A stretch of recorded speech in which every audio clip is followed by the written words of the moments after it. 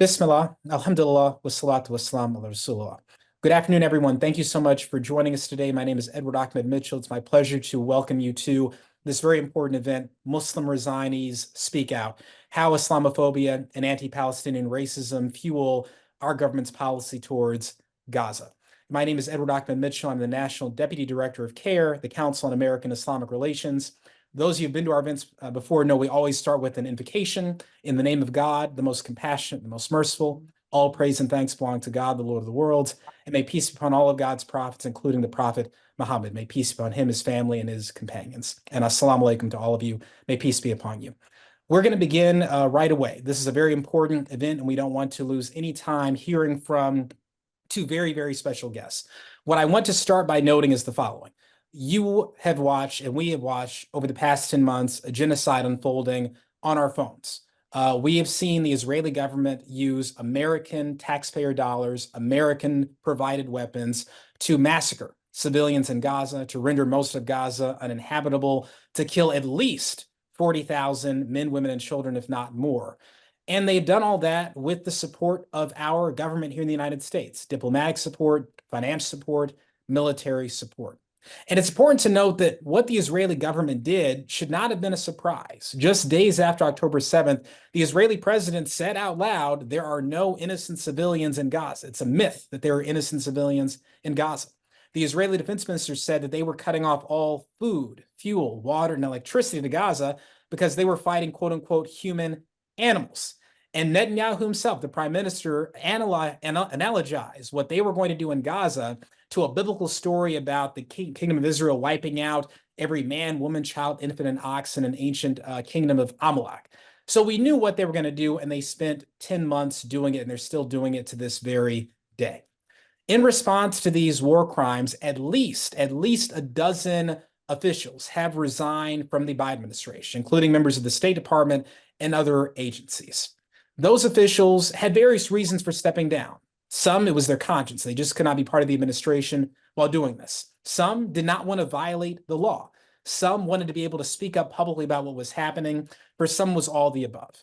Today, we're going to hear from two very unique and special leaders, people who are well experienced in government, people who are American Muslims, and people who bravely stepped down early this year and spoke out publicly about it and are here today to not only tell us about why they stepped down, but to tell us about the ways in which anti-Muslim bigotry and anti-Palestinian racism have influenced our government policy. Because we've all been asking why. Why would our government support these war crimes? Why would our government flout the law for 10 months? And sadly, part of the answer is anti-Muslim bigotry, anti-Palestinian racism, its influence on U.S. policy in the Middle East, and the dehumanization that causes of the people of Gaza. So we're going to learn about that today. We're going to hear about this inside perspective on these issues. And we hope that shedding a light on these problems, on this bigotry, will eventually lead to a change in policy so that we never have to have a conversation like this again. We never have to sit here and speak to government officials to ask why they had to resign in protest of a genocide. Let this be the last time we ever have to do this, God willing. With that, I'm going to turn over to CAIR's Government Affairs Director, Robert McCaw, so we can introduce our guests, and we're going to dive right in. A few logistical notes. If you want to pose any questions to our guests, you can type them in the Q&A. We will pick questions from the Q&A and we'll pose them near the end of the program. But feel free to pose questions as we're going. We are seeing those. You may not be able to see them. We are seeing those, and we will pose those questions near the end of the program today, God willing. So with that, let me turn over to Robert McCaw to introduce our guests. Robert, take it away. Thank you so much, Edward. Assalamu alaikum, everyone. I had the pleasure of introducing our two speakers here with us today, former Biden administration resignees. The first speaker, I'm going to read her bio right here. It's Miriam Hassanein. She served as a political appointee in the Biden administration at the Department of Interior, where she was a special assistant to the Assistant Secretary for Land, Minerals, and Management. Inspired by the student movement, she resigned on July 2nd, 2024, in opposition to the administration's handling of the Israel-Gaza conflict and its harmful impact on Palestinians. She is the youngest to resign so far and the first Muslim appointee to resign. Prior to joining the administration, she worked on Capitol Hill in a Democratic member's office, managing a diverse portfolio that included environment and energy, religious liberty, and international human rights. She holds a BS in Justice Studies with a minor in social welfare for Arizona State University. Thank you very much, Mariam. Also, we have Hala Rahit, and she is a former career American diplomat with a deep experience in the Middle East. She joined the Foreign Service in 2006 as a political officer with notable assignments, including political and human rights officer at the U.S. Embassy in Sana'a, Yemen. She was a deputy chief of the political economic section at the U.S. Embassy in Doha, Qatar, and a political economic chief at the U.S. consulate in Durban in South Africa. Most recently, she served as an Arabic language spokesperson for the State Department at the regional media hub at the U.S. consulate in Dubai in the UAE. In April 2024, Ms. Rahit became the first American diplomat to publicly resign in protest of the Biden administration's Gaza policy, condemning it as a failed, illegal, and inhuman militaristic strategy. She's earned a master's degree from Georgetown University Walsh School of Foreign Service, concentrating in Arab studies, and an undergraduate degree in international relations and Middle Eastern studies from George Washington University's Elliott School. Thank you both for joining us. And with that, I'm going to hand it back over to Edward to ask the first question. Thank you, Robert. And thank you to Robert and everyone for helping to bring this event together. And again, thank you all for joining us today for this discussion. So Hala, let me begin with you. And I want to dive right into it. What was the tipping point? What was the tipping point that led you to publicly resign from your role as an American diplomat, most recently serving in the Middle East? Was there a specific event or policy that solidified this decision, or a snowball effect? Just tell us why. Well, first of all, thank you so much, Edward, for hosting this, and to CAIR for putting this together, and to Miriam, really, who had the wonderful idea to get us all together.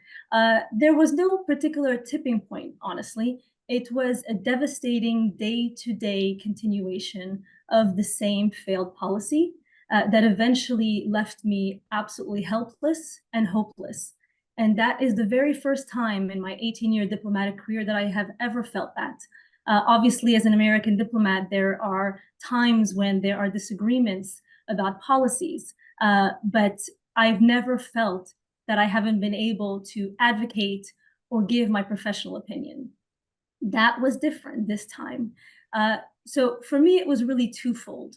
First and foremost, the policy, and that's the primary issue. And as an American diplomat, I signed an oath when I joined the Foreign Service to defend the Constitution, to uphold the law, to advance American interests. And this policy was fundamentally opposed to that. And in my particular latest role as a spokesperson, as you mentioned, for the Arab world, I was documenting on a daily basis what pan-Arab media was covering. And I was sending daily reports back to the department. And what these daily reports were showing was basically US complicity.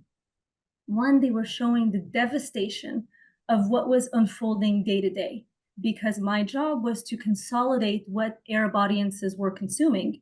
And that was, in essence, in order to help the department formulate strategic communications. To be clear, there was never a strategic communication. I was in that office that was supposed to impose strategic communication. It was never that. It was the same talking points as we've all been hearing for the past 10 months. Despite evidence, not just from me, through these daily reports, through classified reporting, through countless other reporting from embassies and consulates throughout the Middle East and North Africa, the policy wouldn't shift. And for me, seeing the complicity, and even when department officials recognized the complicity, there was no ability to shift the policy. I knew that there was really no way for me to remain. I began personally to feel complicit. I refused to do interviews on Gaza. Again, not because I personally disagreed with it, but because I was documenting on a daily basis what our messaging strategy, or lack thereof, and what our policy was doing. And what it was doing is increasing anti-American sentiment. It was destabilizing the Middle East, and it was not helping anyone. Obviously, it was devastating to the Palestinians, but it was also a threat to Israeli security. There is no way that 20,000 orphans in Gaza will ensure a secure Israel. I could go on in terms of the policy, but when I realized that our ambassadors, when I realized that our assistant secretaries, all career diplomats were basically voiceless, that the policy would remain because it was being controlled directly from the top, that's when I knew, despite my efforts to try to push back against the policy and inform and help the department, I basically realized there's no way I can maintain, and decided to submit my resignation. Now, that's the policy. Another issue that I have not discussed as publicly since I've resigned is what I personally experienced, and the Islamophobia that I experienced, the anti-Arab racism that I experienced. So I was systematically sidelined. I was kept out of meetings. I was kept out of projects, things that were meant to be my job. I was forced to no longer be part of. And that's because I was vocal about the policy. But the issue here is that diplomats are always vocal about policy. But I was being dismissed because I was of Arab origin. And that honestly has never happened to me in my 18-year career. I was being dismissed because of my religious affiliation, which has never really been an issue. And I've never really discussed it. You know, when you get to work, you get to work and you do your job, especially as an American diplomat. That becomes your identity. Without getting into too many details, and I'm happy to answer questions, but without getting into too many details, there were a lot of actions taken against me. HR actions, other actions. I was told, because I was, again, insisting that these interviews on Gaza to Arab media were not helping the United States. They were actually hurting us, and I was documenting that. I was told, quote unquote, diversity should not mean you don't get to do your job. I was often referred to because you're an Arab woman. And honestly, I was no longer willing to work in that type of environment. And what was the most disappointing was, despite the fact that I reported this repeatedly and I went through the official chains, nothing was done about it. And to me, that is not the State Department we should be. It's not the State Department that I've known throughout my career, but it is the State Department of today. And it didn't just happen to me. It's happening to countless others that have come to me and have shared their stories with me of Arab descent, Muslims, but also others that are critical of the policy. It has become, are you with us or against us? That's not how a democratic administration is supposed to function. So again, I haven't discussed that part so much publicly because it's really the policy that is catastrophic. It's the failed policy. It is an ongoing genocide, and we are complicit in it, and that must end. But since, honestly, the DNC, for me, and seeing how Arab voices, Palestinian voices, Muslim voices were silenced so much, I realized that myself, within my own mind, there's a normalization to Islamophobia. I've almost convinced myself it's okay that I went through that. It's almost accepted. It's almost normalized. And the reason why I'm discussing it today is because it should not be normalized. No one should be okay with that. And it is a detriment to our country, and it's a detriment to our own policymaking. So I'll stop there for now. No, thank you, Hala, for sharing all of that, including some of the personal experience you had. And we're going to get into that in more detail. I want to back up a little bit. You know, what inspired you to pursue a career in public service in the first place, particularly focused in diplomacy? And, you know, how did your experiences as an American Muslim kind of shape your views on U.S. foreign policy in the Middle East in particular? Did it have any effect at all? So let's just take us back and tell a bit about, you know, your perspective when you first joined the State Department. Sure. So honestly, as silly as it may sound, it was love for country. It really was. And it continues to be. This is why I'm actually still speaking out, is love for country. And I had a deep sense of service, that I wanted to serve. And I deeply, strongly believe in the power of diplomacy. I believe that violence begets violence. And for the vast majority of conflicts, diplomacy is the solution. And that's why I chose a diplomatic career. You know, my family immigrated to the United States from Morocco when I was a little girl. And I was raised with pride of what it meant to be an American. I was raised with pride in American values of human rights, freedom of speech, liberty for all. You know, this was embedded within me as an immigrant, as an Arab American, as a Muslim American. And even though I was of Moroccan descent, there was a lot of turbulence between US and the Middle East, most particularly the Iraq War. You know, it was a very formative time in my period. Morocco's very far from Iraq, but you know, once you're in the US and you're Arab, it's sort of all mixes in. So I was naturally asked a lot of questions by some friends, and it basically led me to become a diplomat very young, because I was, you know, I had to represent somewhat, and I really felt that I could contribute. I could contribute because I spoke the language. I could contribute because I had some knowledge of the history of the region, and I felt like I should serve. And to the second part of your question is, how did it serve me? Up to this conflict, quite honestly, it served me very well, and it was embraced by the State Department, and it really opened up doors for me. For one, I want to say it was never a primary issue, right? As an American diplomat, like I said, I'm an American diplomat. That's it. But I did, at least in the Middle East, I did speak the language. I spoke Arabic. And I'll have to say as well, Muslims weren't dehumanized in my eyes. I treated my counterparts, whether I served in Yemen or Qatar, with respect. They weren't dehumanized in my mind as they were with some. I'm not gonna, you know, I don't want to speak about the State Department as a monolith, and I want to say that diplomats are incredible people. But there are some, right, that dehumanize the other. That was never an issue for me. And that really opened up doors. It allowed me to have a very successful diplomatic career, where I was able to launch multiple bilateral initiatives that were very successful and continue to be successful today. Even in South Africa, obviously not in the Middle East, but even South Africa, when I served there as political economic chief, South Africans do not forget to this day that we supported the apartheid regime. But I was able to relate to my South African counterparts on a very humane and human level, and it opened up doors for me. Again, it was a benefit, and it was embraced up until this particular conflict. Last question for you before we take a break and move over to Robert and Miriam to discuss her perspectives and experiences.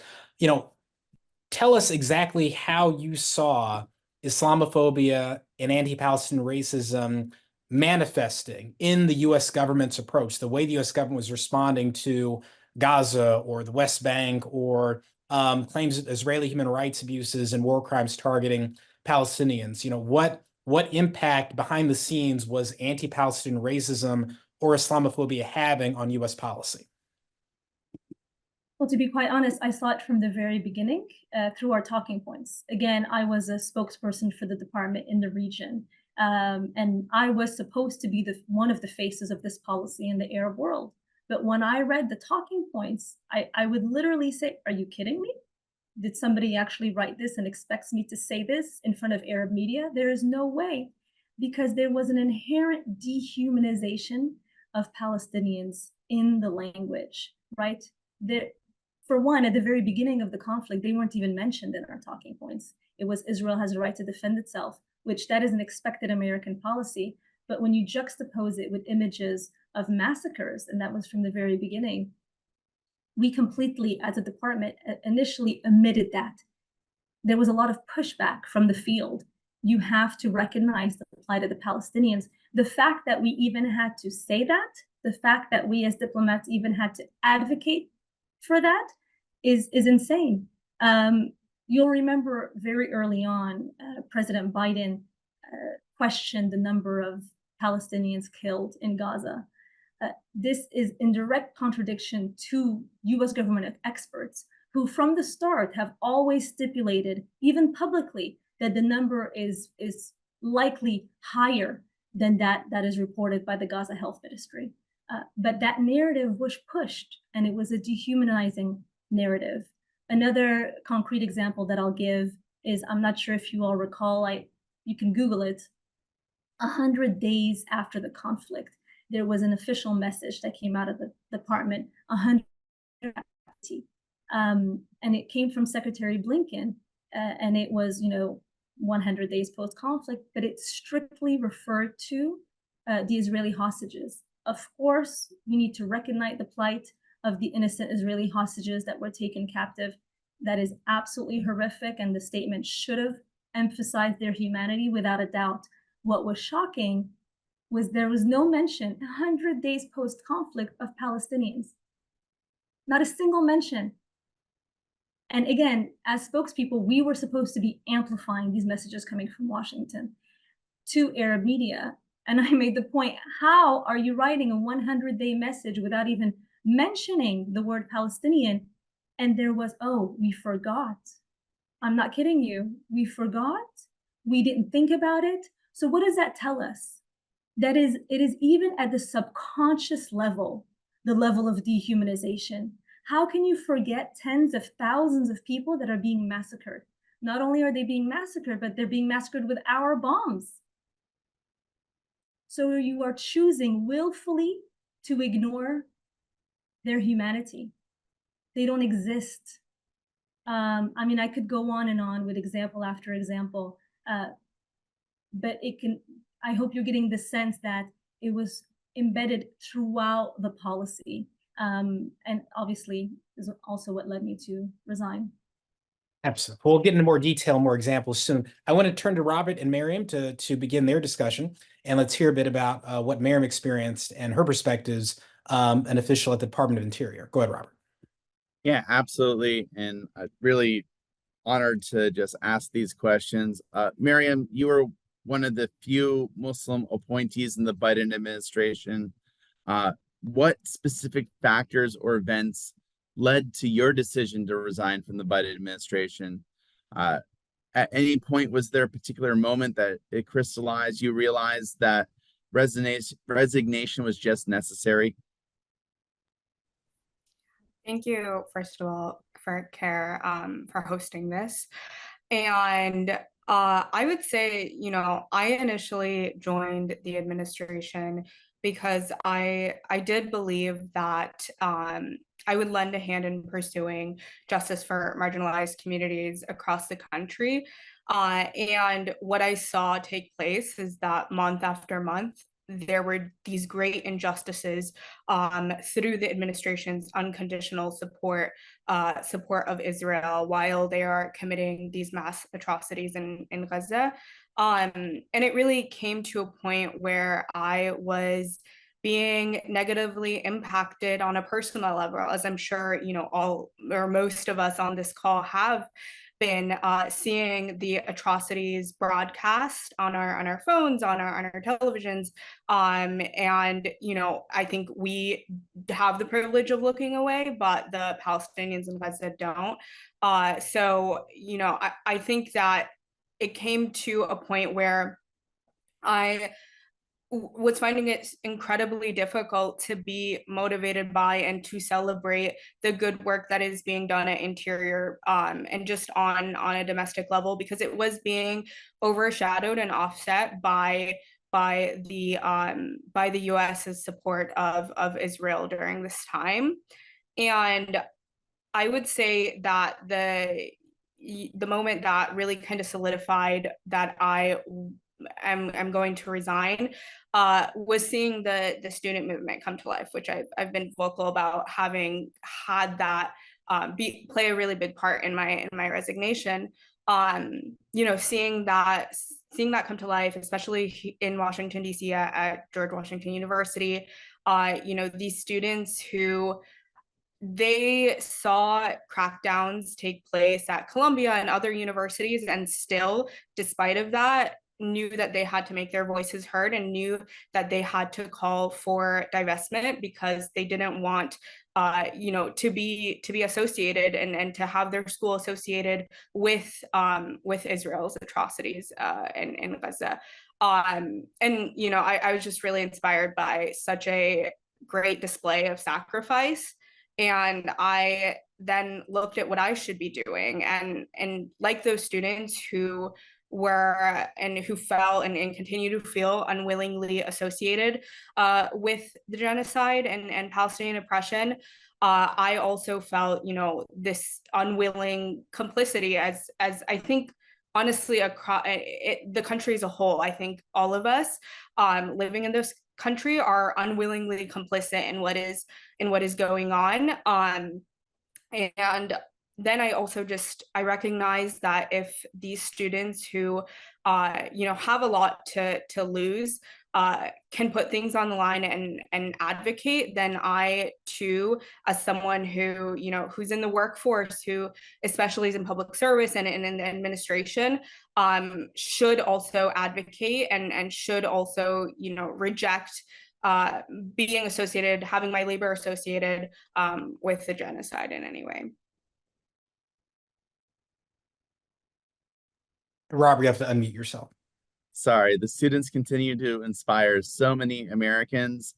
You know, tens of thousands protested, 2,000 were arrested, and yet they're all coming back to campus this fall. And I think they're going to continue to inspire Americans with their peaceful protests.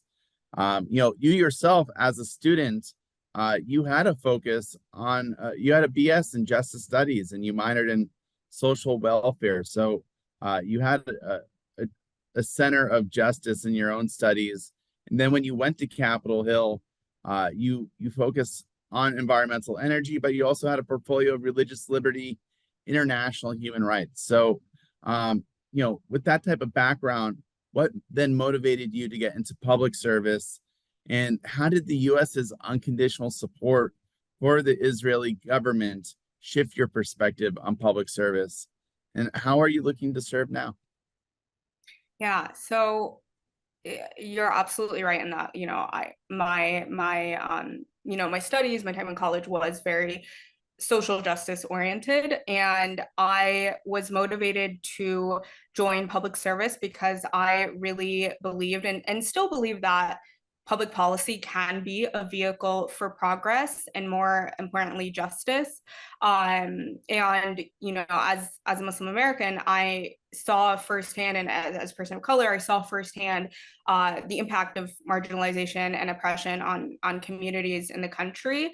And you know, just in terms of like what led me to really get involved, working for elected officials, working for the Biden administration, you know, I was someone who rallied my community to support President Biden in 2020, and obviously served as a political appointee in the administration, someone there to advance the agenda of this specific administration. And that was because the administration touted this idea of achieving justice for marginalized communities, and having a staff that reflects the diversity of the country. And you know, I think over time, I recognized that diversity is not being utilized in a meaningful way. It's the Biden administration is the administration with the most Muslim appointees, and the campaign worked or was built on a promise to really right the wrongs committed against Arab Americans. And I think that all of that was washed away when it came down to this unconditional support of Israel while they're committing mass atrocities in Gaza. So yeah, I think I just came to realize that in terms of public service, it doesn't matter if the administration has the most Muslim appointees or it has an incredibly diverse staff, if they are not listening to diverse voices, if they are not, you know, if they just continue to uphold a harmful status quo, that to me is not really utilizing diversity in any meaningful way. And I think that through the administration's actions, it's become clear to me that, you know, no amount of Muslims serving in the administration change the harmful foreign policy unless the leaders are willing to change the harmful foreign policy and listen to those voices. So, you know, I think what I realized is that I don't want to just be a Muslim in a public service position for the sake of being a Muslim in a public service position. I want my perspective and my background and the fact that I'm representation for Muslim communities in the country to truly be considered. And I want the same for other Muslim public service officials as well. And what I've seen so far is that the administration has not done that. So I would hope, you know, in my future, I think that that's really what I would aim and hope to have happen. I think you hit the nail on the head, where it's not enough just to put a seat at the table if you're not willing to ask your guests how they're doing or serve them a meal.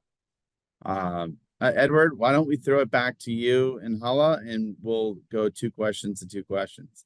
Absolutely. So before I do that, I want to note that, you know, there's something you all can do about this. So just now, a few minutes ago, we posted an action alert on our website. You can use this action alert to send a message directly to the White House and the State Department, calling on them to uphold the law. As Hala will tell you in a moment, the law already requires the U.S. government to stop sending weapons to the Israeli government because it is violating human rights. It is starving the people of Gaza. It's blocking U.S. aid shipments. It is committing war crimes. So existing law already requires a freezing of all this military weapon we've sent. So right now, if you go to CAIR.com, CAIR.com, you'll see on our homepage there a link that you can click on to send a message to the White House and the State Department saying, look, I've heard what Hala and Miriam have said. It's not acceptable. Please, you got to stop sending the weapons. You've got to uphold the law. So please take a moment to do that while we continue the conversation. CAIR.com, CAIR.com. We'll try to put the link in the chat as well. Hala, let me bring it back to you while we do that. You know, you've talked a bit about how you observed Islamophobia, anti-Arab racism manifesting, you know, behind the scenes. You know, tell me more about how Muslim and Arab staffers were treated differently, simply because they were Muslim or Arab, behind the scenes of the State Department. And, you know, did you notice any change after October 7th versus before? Was this always the way Muslims and Arabs were treated at the State Department, or did something change over the past 10 months? It's a very good question. Look, so I'll come to this with twofold, really. So for one, I have basically 20 years of experience in U.S. government, right? So I was a diplomat for 18 years. Before that, I worked on the Hill. Before that, I even interned with the State Department. And so I've gone through various administrations. I've gone through so many different policies, right? But I can't speak about the State Department as a monolith. I'll talk about my experience.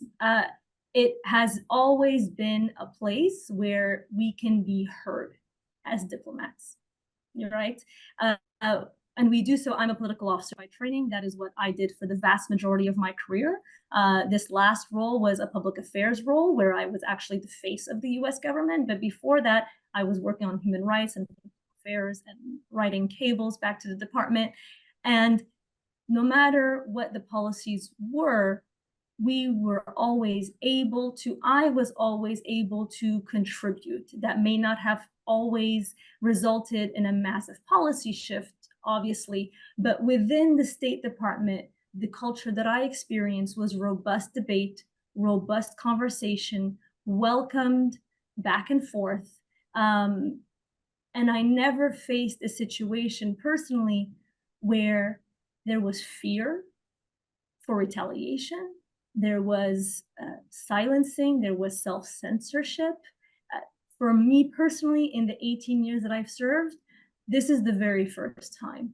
And something that was very, very stark to me was after I resigned, but before I resigned publicly, I resigned internally, right? And it became known that I was going to resign, but I still had a couple more or 3 weeks left within the State Department.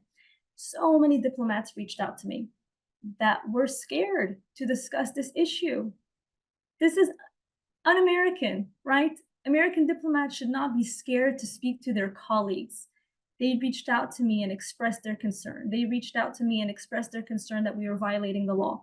They reached out to me and expressed their concern about the ongoing genocide and our violation of international law. They reached out and said, what can we do? We're scared for our own careers. Please speak out for us. This is not, if it was, I would have resigned much longer ago, right? So this is what has been so different at sort of the policy level, this whispering amongst each other, and an inability to really feel comfortable. There were a lot of listening sessions initially. Those sort of dwindled off, but they were very frustrating because they were almost patronizing. It was obviously Arabs and Muslims, but not just Arabs and Muslims, to be quite frank, sort of diplomats across the board that were expressing concern. But it was more so, okay, get it out of your system and then do your job, and don't question what you're doing. Again, and I personally faced all of the harassment that I mentioned and I discussed. Another approach that the State Department was taking was, okay, you're no longer serving in the Middle East, you can't handle it, we'll send you to South America, or we'll send you to East Asia. Pack up your bags and let's go. And so that was another way that the State Department was dealing with the situation. And when I was going to resign, and this came from, I don't want to make it sound like it was malicious, it was actually goodwill, where other diplomats and senior diplomats wanted to retain me. They were offering me different positions, saying, please, you can't give up your 18-year career. This too shall pass, please stay. But when it comes to a genocide, there's really no going back. And that was absolutely devastating to me. You know, former colleagues that may be on this call know how much my career meant to me and how dedicated I was to the U.S. Foreign Service. And it was so heartbreaking to see what my country was doing, how we were in violation of our own laws, how we were obviously committing mass atrocities against the Palestinian people, but we were also not helping Israel in the long run, and we were absolutely destabilizing the Middle East to our own detriment. And I want to bring this back to U.S. national security, to our own detriment. But there was no room for that conversation within the State Department. And to me, really, that was unprecedented, both for Muslims and Arabs within the government, who almost were fearful of showing that, because as I saw someone wrote on this chat, we would be accused of being Hamas sympathizers, such nonsense, to someone that had a top secret security clearance for over 18 years, who myself survived terrorist attacks against our own diplomatic mission in Yemen, you know. But there was this fear of, you speak up, you're going to be tarnished. You speak up, something will happen to your career. And again, I'll go back to, this is not the America that we should aspire to be, no matter what you believe in. This is not what the State Department should be either.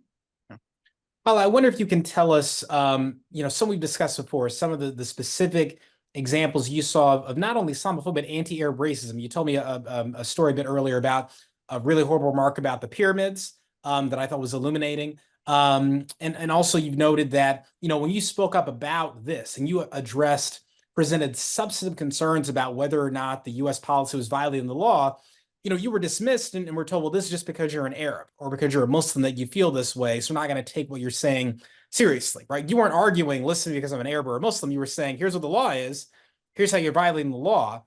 So tell us a bit about those experiences you had and about that pyramid story, because I think it's shocking. Please. Yeah, I haven't said any of this publicly, again, because I've wanted so much to focus on policy.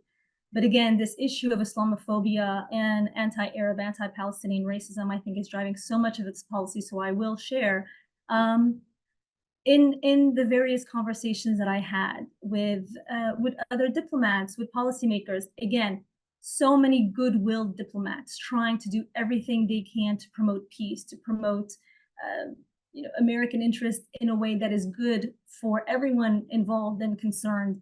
But there are some that are definitely promoting Islamophobia. And my issue is, okay, there are bad apples, no matter if you work in corporate, no matter if you work for the government, but when nothing is done about it, when those people are able to maintain positions of power, and particularly in the Middle East right now, the situation is so volatile, it's so dangerous. And when these type of people are allowed to continue to serve, are allowed to maintain their racism, that is why I'm discussing this now. So as you mentioned, one individual that I've had, and they're a representative of multiple individuals, just to be clear, kept on throughout the conflict showing drastic Islamophobic, racist sentiments. So one that Ahmed and Edward just referred to is, again, I worked with media, and we were in a group chat talking about particular Egyptian journalists, and this person was very frustrated with what was happening, and they said, "I can't believe these people build the pyramids. How did these people build the pyramids?" or something like that. It was very inappropriate, just very inappropriate rhetoric for someone that is supposed to be a diplomat, right? Again, this was one of the many things that I raised back to the department, and it was in writing. Nothing was done about it. And the story goes on and on at the micro level. One issue that really got to me was I was giving a presentation to other diplomats, and the point was, again, our messaging strategy, because that's the field that I worked in. And I wanted to put up a picture of a Palestinian child that had died from starvation. And to think I resigned back in April, that was a long time ago, and that was already happening then. And the point for me to put that in the presentation was, we need to understand what the Arab public is consuming. These are the traumatic images that they're witnessing on a daily basis, and they're blaming us for it. Then you're going to put a US official on Arab television and expect them to defend this policy when it's juxtaposed with literally a child that's skin and bones that has died from malnutrition and from a state of famine in the northern of Gaza at that time. I was lambasted. I was ridiculed. How could you put that image? It is absolutely inappropriate. And again, this goes back to the dehumanization of Palestinians, the almost, we out of sight, out of mind, we're going to pretend that this is not happening. We're going to maintain the status quo. We're going to maintain our policy, no matter, even if it is killing children, even if it is killing babies. And that was accepted. That was permitted, which is, again, absolutely, absolutely unacceptable. And how the person made this remark, how did these Egyptians ever build the pyramids? That person, without naming names, is still a high-ranking official in the State Department as we speak right now, correct? I'll just say they've maintained their position, and it's definitely a position of influence, especially related to this policy. And I'll just leave it there. Understood. And again, the State Department is aware of this because Hala filed a complaint about this before she left. So tonight, this is breaking news for them. They know, and yet that person is still there. And people like that can help explain why we have seen such horror unfold on our TV screens for 10 months. Robert, let me take you back to Miriam. And then after that, we're going to start taking questions. We've got lots of questions in the Q&A. We'll pick some and we'll start asking some audience questions. Sure. Yeah, just jumping right into it. Miriam, earlier you said representation matters, but it's not enough to hire impacted minorities, people of minority faiths, people of color, if they remain unheard or they continue to face discrimination or racism.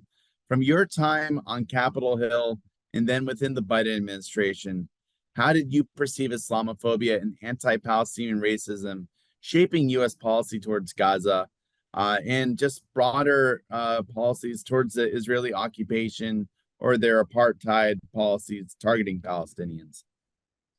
Yeah, so I was working on Capitol Hill during the time where I witnessed Representative Ilhan Omar get taken off the Foreign Affairs Committee for in the past criticizing the Israeli occupation and apartheid of Palestinians, and then also was there when Representative Rashida Tlaib got censured for showing support for the Palestine movement.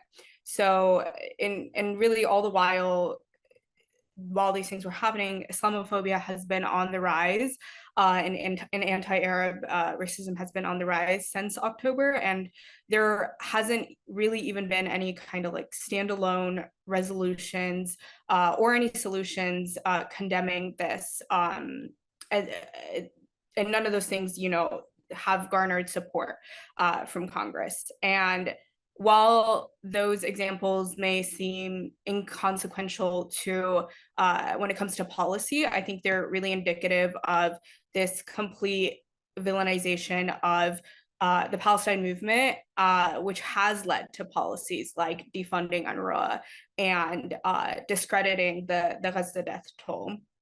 And so I think that I think those policies, you know, indicate where our elected officials and people in power stand.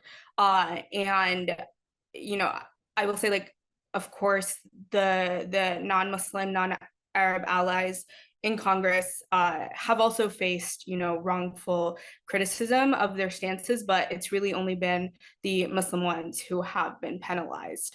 And while I was in the administration, I witnessed the president and administration officials really spread this harmful rhetoric that showcased their own personal ideology and biases seeping into their handling of Israel-Palestine policy. And you know, one example being the president in a speech categorizing the Arabic word intifada as hate speech. And there was also a State Department official who, or this, I think a spokesperson for the State Department, Matt Miller, who had told protesters that they should tell Hamas to accept the ceasefire deal. And just things like that just kind of paint this really bad picture. And I think that it shows that the president and decision makers within the administration have the same ideology as Netanyahu, which Edward spoke to at the beginning. And I think that we should expect far more from our officials. And to me, it's clear that the administration and elected officials don't value Palestinian life the same way as non-Arab and non-Muslim life across the board, because if they did, they would not treat Palestinian death en masse as normal, which is clear that they do, because there's just been such a lack of significant action for 10 months now. And I think it's very easy for the United States to use its leverage to end the carnage in Gaza, and they haven't. And when we look at how easily the United States is able to strongly and immediately condemn war crimes and atrocities in Western nations, it's clear, it's really a clear indication that they dehumanize Arabs and Muslims in a way that we have seen throughout history. And so I think current U.S. policy and the current U.S. stance is really harmful to Palestinians in Gaza and in Palestine, but also Palestinians at home. I think that it's really emboldened and fueled hate crimes that we have seen take place over the past few months. And I think it's led to just a greater sense of discrimination, as Hala mentioned. We just saw it at the DNC last week when a Muslim Palestinian state representative, Rua, was not given the opportunity to speak and to give a vetted speech at the DNC. And I think that the administration really has a really major obligation to combat these hate crimes and discrimination in a far more meaningful way. Thank Thank you, you. Miriam. Thank you. So let's take some questions from the audience. We have lots of questions, and I'm going to make this very rapid fire. So Hala and Miriam, if you could just give like a 30-second answer so we can get as many as we can in. So number one, Hala, a question for you. Person says, I'm trying to understand the workflow at the State Department. When you and others would share concerns about, the U.S. policy about its impact on the Arab world, do you think those concerns were getting all the way up to the White House, the president? Do you think there's a filter that was stopping those concerns from getting that far up the chain of command? Okay, so 3 things in terms of my personal work. So there was my day-to-day work, emails, correspondences. I know that some of those concerns, especially early on, I know for a fact got to the White House and got to the most senior levels, because my point from the very beginning is I can't go out on these talking points. These are disastrous for the Middle Eastern, and out on these talking points will only cause a backlash, and I refuse to do so. That made it to the White House because the State Department was actually trying to use my words and the words of others, diplomats that had concerns, as leverage to try to pressure the White House. Obviously, that didn't succeed. Then secondly, I was drafting daily reports of the summary of what was being shown on Pan-Arab Traditional and social media. Though that went to a range of policymakers, and I was often told it went to quote unquote the highest levels of our government. Again, unfortunately, as we've all seen, it did not result in a policy shift. And honestly, these reports is what kept me in the State Department so long, because I felt like I was contributing, and I felt like I was shedding light. And in my mind, it was they just have to realize what's happening. They just have to know what's happening, and surely our policymakers will shift. And so in these reports, I had the pictures. I had the pictures that we've all been witness to of the babies getting blown to bits, of the toddlers all bloodied, of the orphans saying as soon as they're old enough, they're going to pick up a gun. I would have pictures of all of these massacres with fragments of US bombs in them. I mean, we've all been witnessing this in plain sight. Day after day, I would write these dramatic reports, and I would assume that there would be a substantive response. Sometimes I would get a humane response of, I can't believe this, it's deep, this is terrible. But I would also get a lot of, okay, well, just keep doing what you're doing. And actually, I was pressured, despite all of this evidence and proof that I was showing, that it was actually causing a backlash, because that's another thing I was showing in the reports, is all of the backlash and anti-Americanism that was growing. And I was documenting this. Again, this is bad for US national security interests. There was a lot of pressure on me, go out on Gaza, go out on these talking points. So that's that. And then thirdly, it was cable reporting, not just from me, but from others. And that goes to the interagency and senior levels as well. I hope that answers the question. I think so. Miriam, to you, someone said, look, we've witnessed, I'm quoting the question, we witnessed 300 plus days of brutality against the Palestinian people, supported by our government, the Biden administration, despite the student protests, the public protests, the resignations, the ICC arrest warrant pursuit, the ICJ ruling, condemnations by the UN, the press conferences from the political movements, the war crimes, the genocide still going on. So Miriam, question for you, is there something that people should be doing that has not been done to try to convince President Biden at this late date to change? Of course, someone who was a political appointee, worked in the administration, should people just doing what they're doing? Sign the action that we put in the chat. Is there something more you think people should be doing?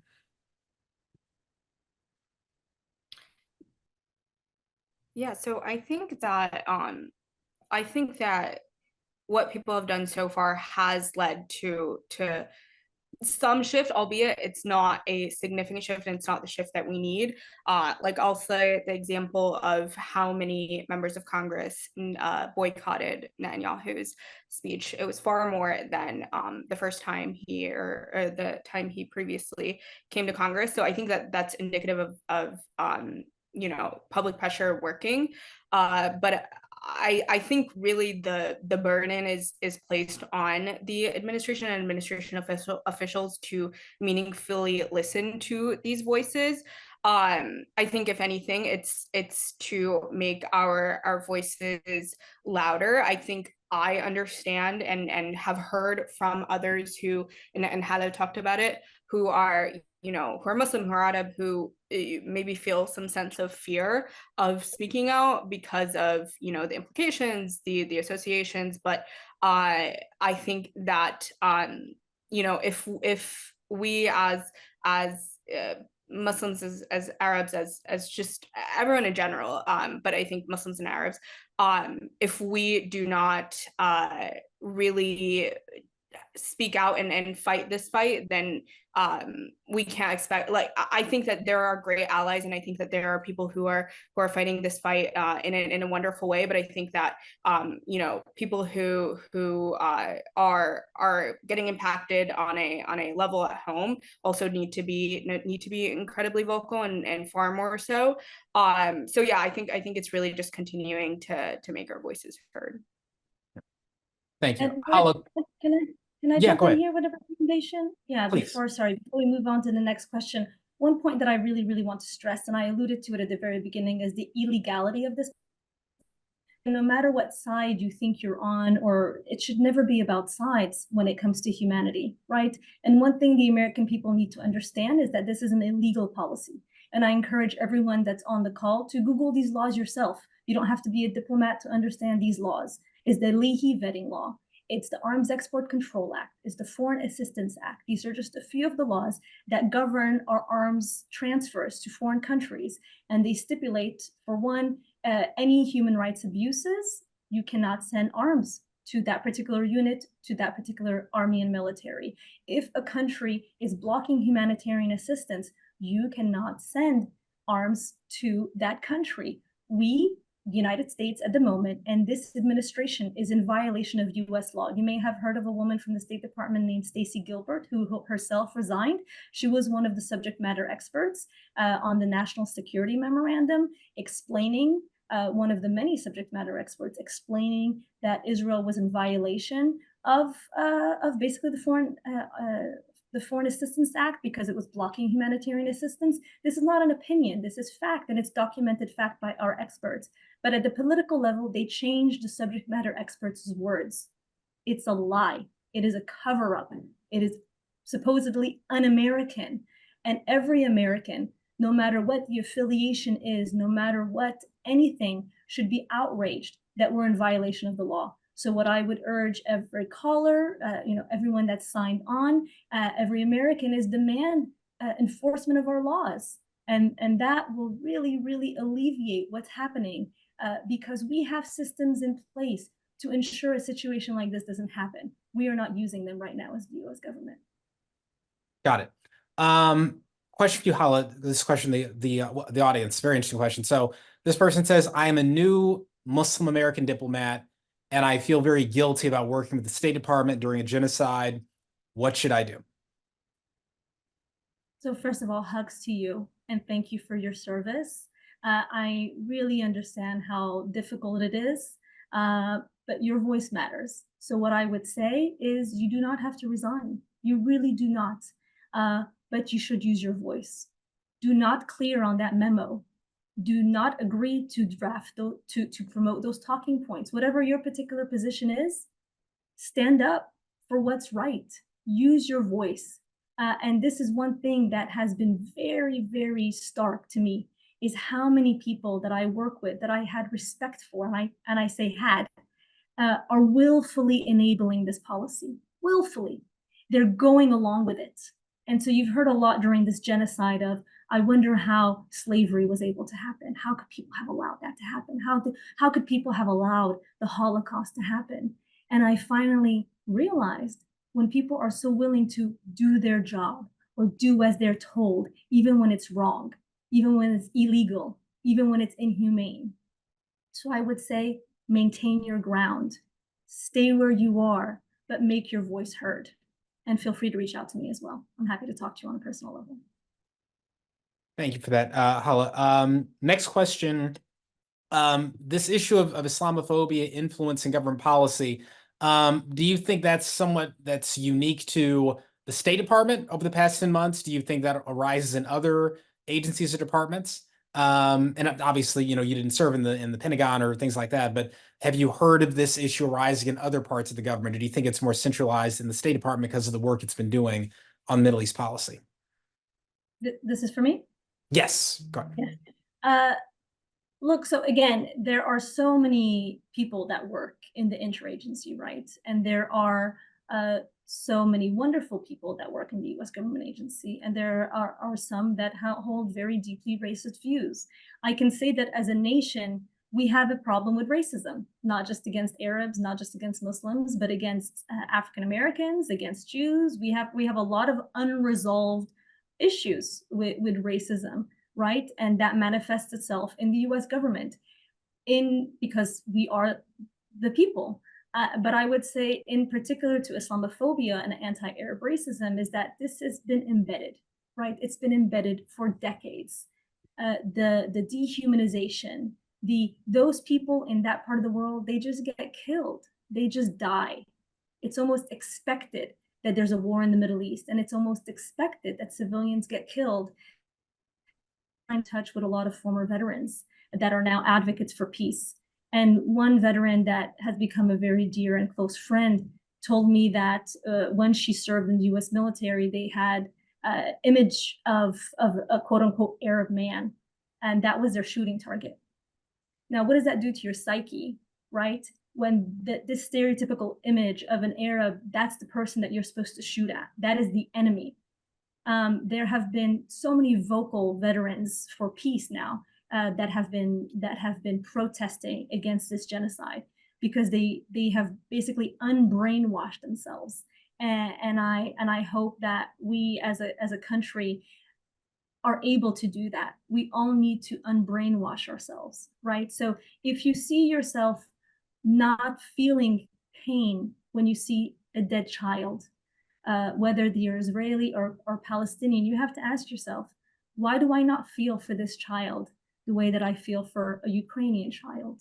And I think this is a moment of reckoning for Americans in the United States. And I hope that as horrific as all of this has been, that we eventually emerge from it with a sense of realization of the things that we need to do, the healing that we all need in order to treat each other with humanity, with dignity, and with respect, regardless of background. So we're gonna wrap up very soon. I'll ask a few more questions. So we're getting a lot of questions about the political landscape, what a Trump presidency might mean for policy in agencies, what a Harris presidency might mean. So obviously we're all nonpartisan here, so I don't want to get into that. I will maybe ask Miriam if you could address, do you worked as a political appointee, for your perspective, are there leaders in government, political appointees who maybe have different views about the genocide in Gaza? From Vice President Harris down to others, did you feel like you were alone in your concerns, or that there were others there who share those concerns, who might be, maybe able to impact policy more, in a different presidency? Yeah, I think 100% there are others. It's not just, Helen and me or even the other 12 the 12 resignees in general. There are so many more who are in the administration or in the executive branch who disagree with this policy, even on a pretty top level. So I think that's really just an indication that those voices just aren't being heard, and it's a substantial amount of voices. And in terms of whether or not I think that's that'll come into play for a potential future or for a future administration, I think that again, if we are just going to maintain the same harmful status quo and maintain things as normal, which I think has been the action as of this point, it's all been significantly not changed. The policy and the stance of the United States has not significantly changed.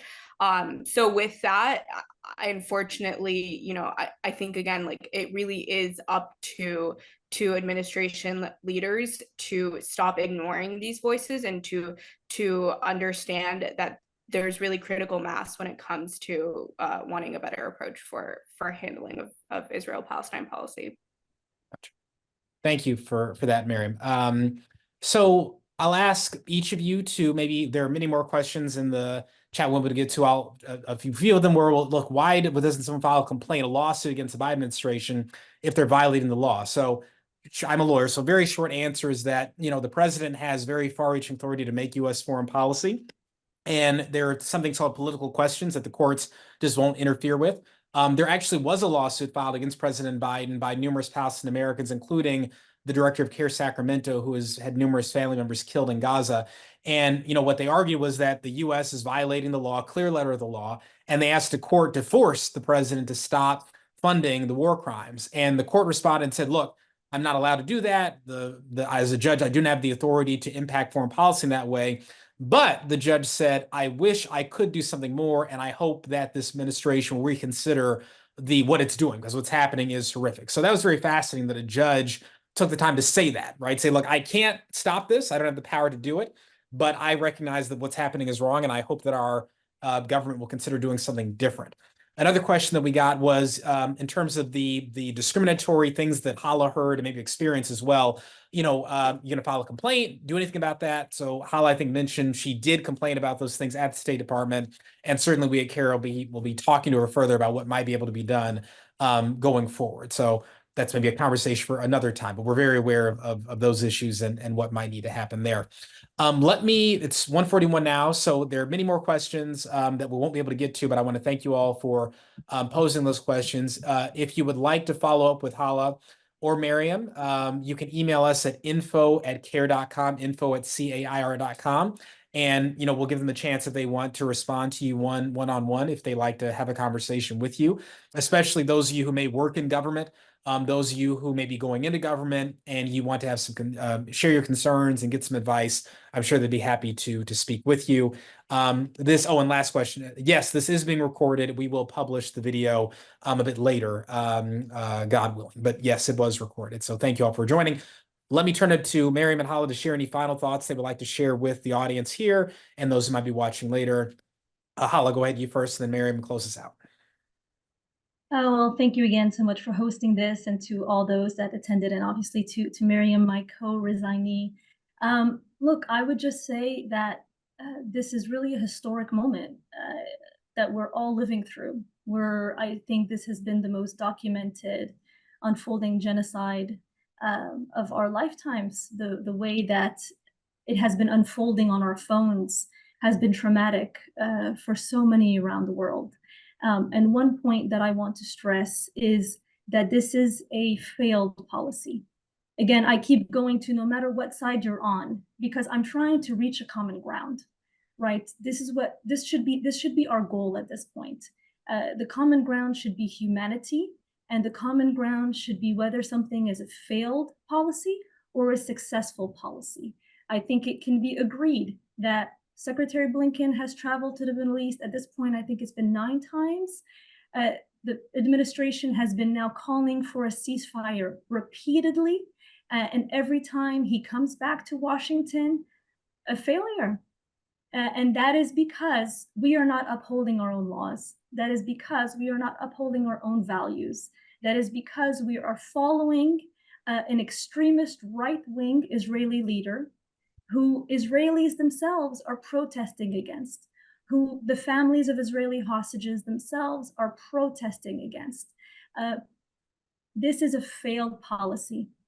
And we as Americans and as taxpayers that are sending these bombs and these weapons need to have a collective voice and need to say, enough is enough. The administration just announced another $20 billion in arms to the state of Israel, again, in contravention of the law. And I might add, when Congress was in recess in order to be able to push them through. We have to wake up as Americans and demand an end to this, demand an end to the carnage, because I'll stress, and this is a point that I didn't get to discuss, but this is a point that I really focused on heavily when I was still in the State Department. This is a threat to US national security. It is a threat to our service members, it is a threat to our diplomats, and it is a threat to us at home. A destabilized Middle East, a war with Iran, which is what Netanyahu seeks, is not in the interest of anyone. Certainly not the Palestinians, certainly not the Israelis, and not us. So let us use our collective voice. Let us advocate for peace. Let us advocate for a humane policy, a legal policy, and one that actually succeeds. And hopefully we can all do this together. Thank you. Thank you, Hala. Miriam? Yeah, again, thanks for hosting this, and thank you everyone for coming. And I think what Hala said was really well put. I think that, you know, we should not be accepting words of sympathy as action. I think that the policy and the stance of the administration has been the same, virtually the same, for the past 10 months, and we should not be accepting that. I think that now is the time more than ever to push for change and to push for, you know, as I mentioned, just a better approach and upholding the law, as Hannah mentioned. So I would say I think that it's not the time to let up. It's not the time to you know, just allow for these things to happen without making our voices heard and without really utilizing our collective power. And I think that, you know, there is multiple ways to do that, and in whichever way you do that, you're contributing to a future where there isn't this atrocious genocide taking place. God willing. You know, every generation of Americans, of civil servants, they tend to see something horrible happening, whether it's the invasion of Iraq, the Vietnam War, support for apartheid South Africa. And as you all noted at the time, the people speaking out against it, they're considered the fringe. They're considered the ones who are wrong. And it's only 10 years later, 20 years later, everyone says, oh my God, they were right. Vietnam was a mistake. Apartheid is wrong. The Iraq War was a terrible, terrible, terrible crime. And so I have no doubt that in the near future, God willing, even more Americans will recognize that you two are heroes for risking your careers, your livelihoods to speak up, right? It's very easy to protest.